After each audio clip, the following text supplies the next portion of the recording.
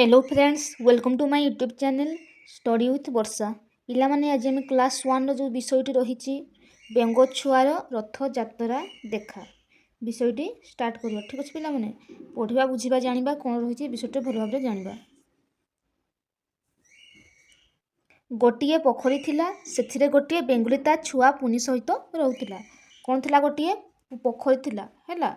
आ से किए किए बेंगुली थिला। बेंगुली सहित किए थिला? ता छुआ किए थिला? पुनी। दिने पुनी देखिला सजबाज हो लोके यात्रा देखी जाउछंती। पुनी कौन देखिला? जे लोक माने सजबाज हो कौठू जाउछंती?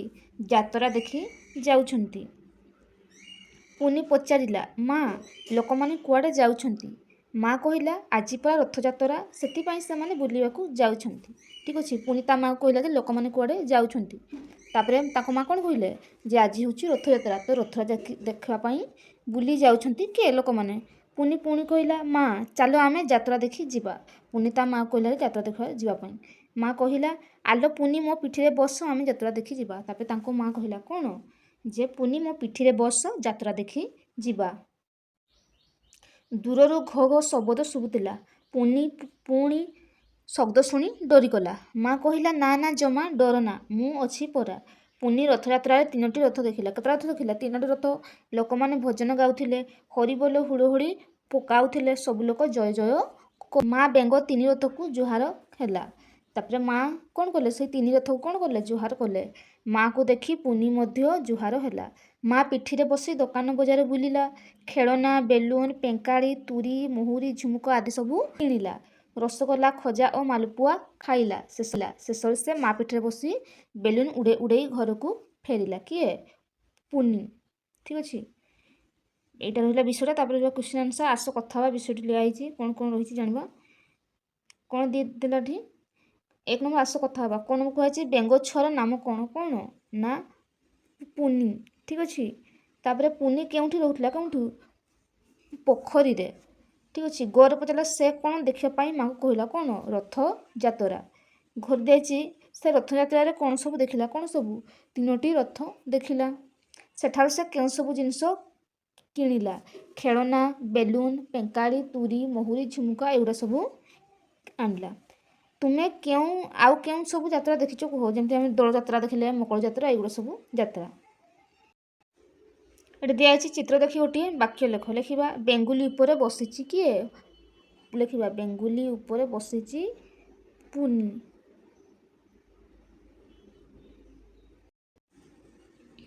ତଳେ ଦିଆଯାଇଥିବା ରଥରେ ରଙ୍ଗ ଦେବା ଏବଂ ରଥଯାତ୍ରା ବିଷୟରେ କିଛି ଶବ୍ଦ ଲେଖିବ ପିଲାମାନେ। ଠିକ୍ ଅଛି। ତୁମେ ନିଜେ ନିଜେ ଗୋଟେ ଲେଖିବ।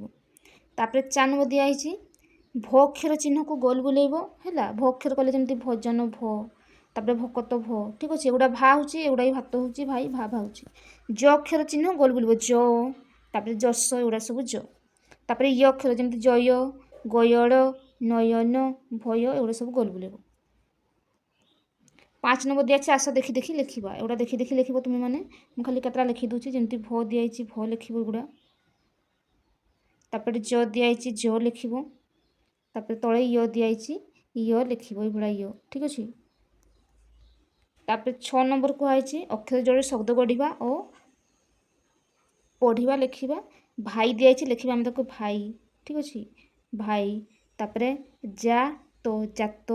ତାପରେ ଗ ୟ ଳ ଗୟଳ। ତାପରେ ଜ ୟ ଜୟ। ଠିକ୍ ଅଛି। ତାପରେ 7 ନମ୍ବର କୌଣସି ଦେଖିବା। 7 ନମ୍ବରରେ ଆସ ପଢ଼ିବା କୁହାଯାଇଛି।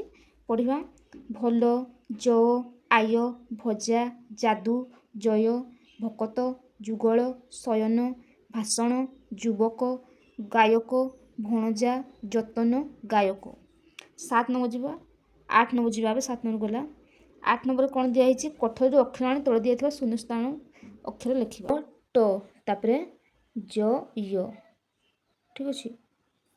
ତାପରେ 9 ନମ୍ବର ଦିଆହେଇଛି। 9 ନମ୍ବରରେ ଓ କାର ମାତ୍ର ଲାଗିଥିବା ଅକ୍ଷର ଗୁଡ଼ିକୁ ପଢ଼ିବା ଆଉ ଲେଖିବା।